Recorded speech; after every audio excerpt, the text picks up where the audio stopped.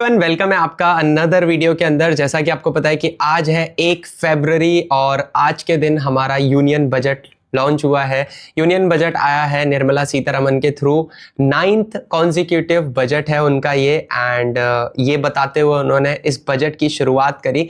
और मैं आपको इस पूरी वीडियो के अंदर ये बताने वाला हूँ कि बजट के अंदर क्या क्या बात हुई, किस सेक्टर को ज्यादा फेवर मिला है या फिर किस सेक्टर में क्या होने वाला है, स्टॉक मार्केट पर क्या इंपैक्ट पड़ेगा और कैसे आप इस यूनियन बजट के थ्रू आने वाले कुछ सालों में अपने इन्वेस्टमेंट्स को भी स्टार्ट कर सकते हो और अपनी ट्रेडिंग जर्नी को और ज्यादा इनहांस कर सकते हो। तो चलो वीडियो को शुरू करते हैं, बट मेक श्योर कि आप इस वीडियो को पूरा एंड तक देखना, क्योंकि इस वीडियो में मैं बहुत डिटेल में आपको समझाने वाला हूं कि बजट के अंदर क्या क्या आया है। और यहां पर आपको मैं कुछ स्क्रीन शेयर भी कर दूंगा सो दैट आप पढ़ भी पाओ और आपको ज्यादा अच्छे से समझ में आए। ठीक है, वीडियो एकदम रॉ जाने वाली है, बहुत अच्छे से मैं समझाने वाला हूं, तो ध्यान से सुनना। तो बजट आने से पहले सबसे पहले ये फोकस किया गया कि बजट किस चीज से इंस्पायर्ड है। तो बजट 3 कर्तव्यों से इंस्पायर्ड है। 2026 का बजट, यूनियन बजट, जैसा कि आपको पता है कि इलेक्शन के टाइम पे भी बजट आया था, बट वो इंटरिम बजट था और वो इलेक्शन की वजह से उस टाइम आया था। बट अभी प्रॉपर बजट आया है 2026 का, यूनियन बजट जिसे हम बोलते हैं। और यस, तो निर्मला सीतारमन ने इसको बताया। Now first is to accelerate, 3 कर्तव्य हैं। पहला, first to accelerate and sustain economic growth by enhancing competitiveness and building resilience to volatile global dynamics. मतलब यहां पर क्या है कि जो इकोनॉमिक ग्रोथ है, ठीक है, उसको एक्सेलरेट करने की बात हो रही है। और जो ग्लोबली हम कॉम्पीट कर रहे हैं अदर कंट्रीज से, उसमें हम बिल्ड कर रहे हैं अपने आप को, धीरे धीरे बिल्ड कर रहे हैं और कंटिन्यूअसली चेंजेस आ रहे हैं हमारी जीडीपी में, हमारी इकोनॉमी में। दूसरा, secondly is to fulfil the aspiration of people and build their capacity and make them strong partners in India's path to prosperity. मतलब कि एस्पिरेशन, लाइक लोगों के लिए एस्पायर किया जाएगा, ये बजट के अकॉर्डिंग लोगों को एस्पायर किया जाएगा, उनकी कैपेसिटी को बिल्ड किया जाएगा सो दैट वो एक स्ट्रॉन्ग पार्टनर बन सके इंडिया के उस रास्ते पर जहां पर हम ग्रोथ के लिए काम कर रहे हैं। तीसरा, थर्ड कर्तव्य इज टू इंश्योर सबका साथ सबका विकास। ये तो आपने बीजेपी जब से आई है 12 सालों में, ये लाइन आपने उनके मुंह से हमेशा सुनी हुई है, लेकिन अभी क्या हो रहा है वो आप देख सकते हो। नो कमेंट्स ऑन दैट, हम बजट डिस्कस करेंगे, उसकी बातें बाद में करेंगे। नाउ, सबका साथ सबका विकास, it is to ensure that every family, community, region has access to resources, amenities, opportunities for meaningful participation। मतलब कि हर फैमिली, हर कम्युनिटी, हर रीजन के लिए ये रिसोर्सेज एक्सेसिबल होंगे। मतलब किसी के साथ कोई भेदभाव नहीं होगा, अपॉर्चुनिटीज सबके लिए होंगी, पार्टिसिपेट सब कर सकते हैं। तो ये 3 कर्तव्यों को ध्यान में रखते हुए इस बजट को निकाला गया है, राइट। लेकिन what is needed to achieve 3 कर्तव्यास, ठीक है। तो the threefold approach requires a supportive ecosystem. It includes, number 1, sustain the momentum of structural reforms. Number 2, robust and resilient financial sector को ज्यादा ध्यान में रखते हुए किया गया है। And number 3, cutting edge technologies including AI। मतलब AI को ध्यान में रखते हुए भी इस बजट के ऊपर सोचा गया है। क्लियर?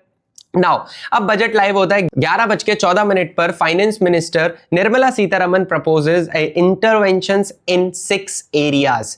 6 एरियाज उन्होंने हाईलाइट करे। Number 1, scaling up manufacturing in 7 strategic and frontier sector. Number 2, rejuvenating legacy industrial sector. Number 3, creating campaigns for MSME, मतलब माइक्रो स्मॉल मीडियम एंटरप्राइजेस के लिए भी इस बजट के अंदर अनाउंसमेंट्स होने वाले हैं। Now, fourth, delivering a powerful push for infrastructure, मतलब इंफ्रास्ट्रक्चर को ध्यान में रखते हुए इस बजट को बनाया गया है। Then, ensuring long term securities and stability. देखो यार, किसी भी कंट्री के लिए ना सिक्योरिटी और स्टेबिलिटी, ये 2 टर्म्स बहुत ज्यादा इंपॉर्टेंट है, तो उस चीज को भी इस बजट के अंदर ध्यान में रखा गया है। Now, 6th is developing city economic regions. अब सिटी के इकोनॉमिक रीजन्स को भी कैसे डेवलप किया जाएगा उसके बारे में भी इस बजट के अंदर बात हुई है। नाउ, स्टार्ट होता है फार्मा सेक्टर से कि फार्मा सेक्टर को 10,000 करोड़ का बजट दिया गया है, जिसमें कि निर्मला सीतारमन ने बोला है कि India's global bio pharma hub को बायो फार्मा शक्ति with ₹10,000 crore outlay over 5 years, मतलब 5 सालों में आप यहां पर देख सकते हो कि 10,000 करोड़ रुपए मिले बायो फार्मा को ग्रो करने के लिए, डेवलप करने के लिए दिए गए, बजट के अंदर निकाले गए हैं। दूसरा 11:17 पे आया कि ₹40,000 करोड़ फॉर सेमीकंडक्टर्स, मतलब कॉपर एंड जो आप देख रहे हो यहां पर सेमीकंडक्टर्स जो होते हैं उनके लिए 40,000 करोड़ का बजट निकाला गया। इसको नाम दिया गया है India semiconductor mission 2.0 to focus on industry led research and training centres for semiconductors, right. अब इसके अंदर जो मिनरल रिच स्टेट्स हैं जिनको ज्यादा सपोर्ट मिलने वाला है वो है उड़ीसा, केरला, आंध्र प्रदेश और तमिलनाडु। इन सब चीजों का इंपैक्ट स्टॉक मार्केट पे क्या आएगा वो भी डिस्कस करेंगे, तो ध्यान से सुनना। बट पहले हम ये डिस्कस कर रहे हैं कि बजट के अंदर क्या क्या चीजें अनाउंस हुई हैं। नाउ उसके बाद a scheme for the enhancement of construction and infrastructure equipment to be introduce, मतलब कंस्ट्रक्शन और इंफ्रास्ट्रक्चर इक्विपमेंट्स को भी ज्यादा से ज्यादा इंट्रोड्यूस किया जाएगा। Now, propose a scheme for container manufacturing with a budgetary allocation of ₹10,000 crore over 5 years, जो कि अभी हमने पीछे भी डिस्कस किया। मैन्युफैक्चरिंग के लिए भी एक बजट एलोकेट किया गया है 10,000 करोड़ का अगले 5 सालों में, ठीक है। Then national fibre scheme for self sufficiency in space, मतलब स्पेस के लिए भी नेशनल फाइबर स्कीम निकाली है। ये मैं आपको डिटेल में डिस्क्रिप्शन में मेंशन कर दूंगा, you can read over there. Now उसके बाद आता है टेक्सटाइल सेक्टर। अब देखो, जैसा कि मैंने एक रील भी बनाई थी जिसमें मैंने बताया था कि बजट के अंदर रेलवे सेक्टर, टेक्सटाइल सेक्टर, ठीक है, एंड रिन्यूएबल एनर्जी सेक्टर के ऊपर ज्यादा फोकस किया जा सकता है। टैक्सेशन के ऊपर भी बात हम करेंगे आने वाले टाइम में, जो आगे अपडेट्स आएंगे। अब टेक्सटाइल सेक्टर के लिए क्या निकाला गया? Textile expansion and employment scheme to modernise textile clusters, M for Samarth 2.0 to promote scaling in the textile sector, मतलब ज्यादा से ज्यादा लोगों को स्किल प्रोवाइड की जाएगी टेक्सटाइल सेक्टर के अंदर। Propose to setup mega textile parks in challenge mode, मतलब मेगा बड़े टेक्सटाइल पार्क्स प्रपोज किए जाएंगे, बनाए जाएंगे। To launch Mahatma Gandhi Gram Samaj initiative to support khadi handicrafts, मतलब खादी हैंडीक्राफ्ट्स को भी सपोर्ट किया जाएगा जो कि महात्मा गांधी ग्राम समाज ने लॉन्च किया था, ठीक है। और टेक्सटाइल के बाद आता है India has the potential to emerge as a global hub for sports good, मतलब स्पोर्ट्स गुड्स के ऊपर भी बात की गई है कि उनके बारे में भी हम काम करने वाले हैं। और 10,000 करोड़ का बजट निकाला है SME ग्रोथ फंड के नाम से, ठीक है। उसके अलावा आप यहां पर देख सकते हो कि जो IT सेक्टर है वो 500 करोड़ से बढ़ा के 2,000 करोड़ कर दिया गया है। माइक्रो एंटरप्राइजेस को इससे ज्यादा प्रॉफिट होने वाला है। ये सारी चीजों का इंपैक्ट आपको क्या लगता है स्टॉक मार्केट पे क्या बढ़ने वाला है वो सब डिस्कस करेंगे। डोंट वरी, पूरी वीडियो को एंड तक देखना। पहले ये समझो कि बजट में क्या है, फिर हम ये समझेंगे पार्ट 2 के अंदर कि स्टॉक मार्केट पर इन सारी चीजों का क्या इंपैक्ट पड़ने वाला है। नाउ उसके बाद आता है कि modular courses to train corporate मित्रस, ठीक है। कॉर्पोरेट के बारे में भी डिस्कशन किया गया है। टियर 2, टियर 3 सिटीज में फोकस किया जाएगा infrastructure. Again I am saying infrastructure को ध्यान में रखते हुए बजट में बहुत सारी चीजें डाली गई हैं इस बार। तो आप देख सकते हो कि ग्रोथ तो मिलने वाली है, मार्केट शायद ऊपर भागते हुए आपको दिखेंगे इंफ्रास्ट्रक्चर सेक्टर के अंदर। एंड आप यहां पर देख रहे हो कि अभी रिन्यूएबल रिसोर्सेज पर भी हम देखेंगे कि आगे कुछ बात हुई है या नहीं हुई है। Public capital expenditures get ₹11 lakh crore, मतलब आप यहां पर देख रहे हो पब्लिक कैपिटल एक्सपेंडिचर्स के लिए 11 लाख करोड़ का बजट निकाला गया है, एस्टिमेट किया गया है 2026 के अंदर। And in FY financial year 2027 capital expenditure set at ₹12.2 lakh crore, मतलब आप देख रहे हो कि कैपिटल एक्सपेंडिचर जो है उसको सेट किया गया है FY 27 के लिए, एस्टिमेट किया गया है 12 लाख करोड़ का, अप्रॉक्स 12 लाख करोड़ का, ठीक है। इसका क्या इंपैक्ट पड़ सकता है 2026-2027 में मार्केट के ऊपर, वो भी जानेंगे, don't worry. Proposal to set infrastructure risk guarantee fund, ठीक है।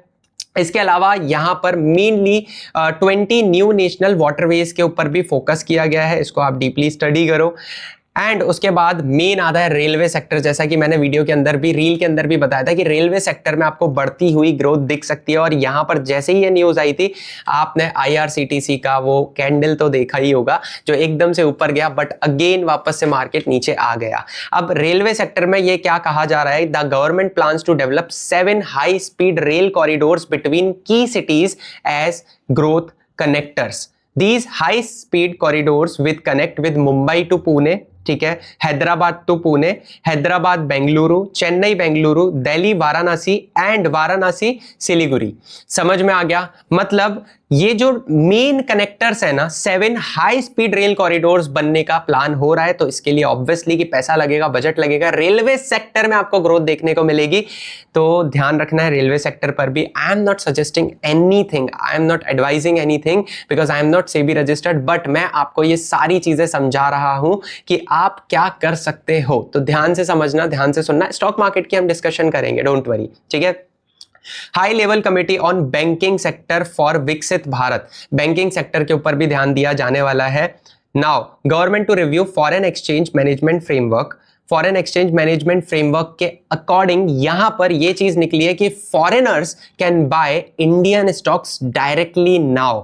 अब इससे हो क्या सकता है, ध्यान से सुनना, कि मतलब अगर फॉरेनर्स डायरेक्टली इंडियन मार्केट के अंदर बाय कर रहे हैं स्टॉक्स को, तो ऑब्वियस सी बात है कि आपको वॉलेटिलिटी देखने को मिल सकती है। But the main question is कि देखो, इंडियन गवर्नमेंट, इंडियन मार्केट बहुत ज्यादा मैनिपुलेटिव रहता है, मार्केट बहुत ज्यादा ऊपर नीचे होता है, जिसकी वजह से फॉरेनर्स डायरेक्टली स्टॉक में इन्वेस्ट करेंगे या नहीं करेंगे वो तो वक्त बताएगा। और अगर करेंगे तो वॉलेटिलिटी इंक्रीज होगी, और अगर वॉलेटिलिटी इंक्रीज होगी तो आपको देखने को मिलेगा कि पैसा इंडियन मार्केट में आ रहा है ज्यादा से ज्यादा, राइट। देन उसके बाद 25 करोड़ लोग moved out of multi-dimensional poverty over 10 years. Close to 25 crore individuals have came out of multi-dimensional poverty over 10 years. ऐसा बोला जा रहा है कि 25 crore individuals have come out of multi-dimensional poverty over 10 years.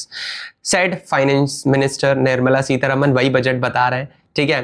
Then उसके बाद education to employment standing committee to be establish, मतलब employment के ऊपर भी यहां पर बात की जा रही है कि ज्यादा से ज्यादा एम्प्लॉयमेंट मिलेगा। बिकॉज देखो, इंफ्रास्ट्रक्चर बढ़ेगा तो एम्प्लॉयमेंट तो ऑटोमेटिकली बढ़ेगा ही बढ़ेगा, right. Then existing institutions for allied health professionals to be upgraded, उनको अपने आप को अपग्रेड करना पड़ेगा, ठीक है। 1.5 lakh caregivers to be trained, ठीक है। इसके अलावा आप यहां पर देखोगे कि medical hub will have Ayush centres, infrastructures for diagnostics and post care rehabilitation and medical hubs to provide diverse job opportunities for medical service providers, ठीक है।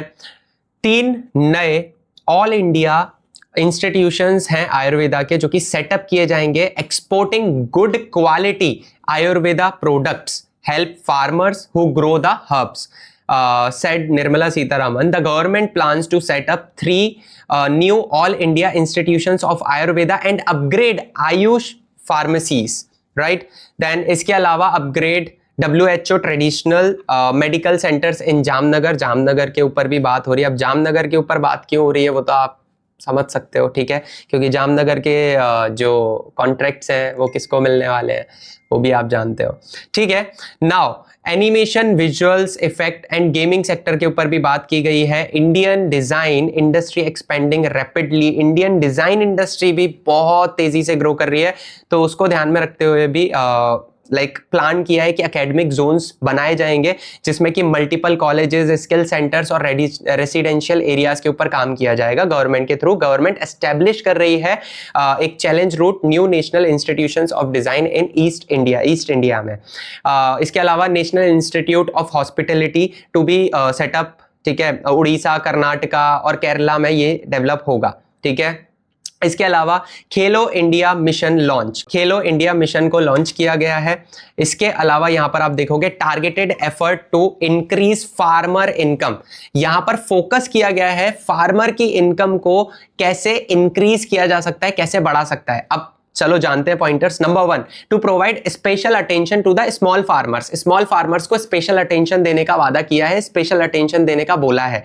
दूसरा, to empower the vulnerable to access mental health and trauma care. तीसरा, to undertake initiatives to develop 500 reservoirs and इसके अलावा to strengthen the fisheries value chain in coastal areas, to support animal husbandry through a credit linked subsidy program, to encourage next to encourage the creation of livestock farmer producer organizations, to support high value crops such as coconut, sandalwood, cashew and almonds in coastal areas, to support the generation of walnuts in hilly regions, to enhance competitiveness in coconut production. Coconut production में competition को enhance करने के लिए भी बात की जाने वाली है. To launch a dedicated programme proposed for the Indian cashew and cocoa. एक डेडिकेटेड प्रोग्राम भी उनके लिए लॉन्च करने की बात की गई है गवर्नमेंट के थ्रू, कि जिसके अंदर वो इंडियन कैश्यू और कोकोआ के ऊपर काम करने वाले हैं, बात करने वाले हैं. ठीक है. उसके अलावा मेन फोकस जो कल्टीवेशन ऑफ सैंडलवुड के ऊपर किया गया है, फोकस रखा जा रहा है गवर्नमेंट का सैंडलवुड के ऊपर. ठीक है. एंड उसके अलावा self help and entrepreneur marts to support women entrepreneurship, मतलब वुमेन एंटरप्रेन्योरशिप के ऊपर भी काम किया जाएगा, मतलब उनको भी सपोर्ट किया जाएगा फॉर श्योर. ठीक है.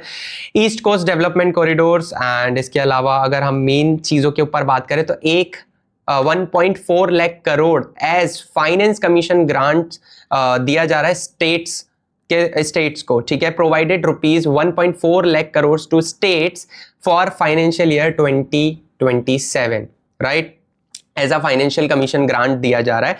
Then debt to GDP ratio को एस्टिमेट किया गया है कि 55.6% ऑफ जीडीपी 2026 टू 2027 में. एंड देन फिर रिवाइज्ड एस्टिमेटेड ऑफ एक्सपेंडिचर्स की अगर हम बात करें फाइनेंशियल ईयर 2026 की, तो उसके अंदर 49.6 लाख करोड़ रिवाइज किए गए कि 49.6 लाख करोड़ का बजट निकाला गया है एक्सपेंडिचर्स के लिए, राइट. देन उसके बाद टैक्सेस के बारे में बात हुई और यहाँ पर आप देख सकते हो कि financial year 2027 net market borrowing from debt securities estimated at rupees 11.7 lakh crore, मतलब gross market borrowing seen at rupees 17.2 lakh crore, right. यहाँ पर आप देख सकते हो कैपेक्स में जो स्पेंड किया जा रहा है 2026 में वो एस्टिमेटेड 11 लाख करोड़ है.